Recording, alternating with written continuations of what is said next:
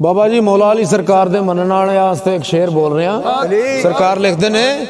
ओ जिबरील सरदार फरिश्तियां दा नहीं सी जानदा इश्क दा राज कीए ते जिथे इश्क दे नाल इंसान पहुंचे उथे अकल दी भला परवाज की शकरगंज फरीद दा पीर जाने खुदा साज किए ते आवाज किए ओ सजदा फेर दीवानिया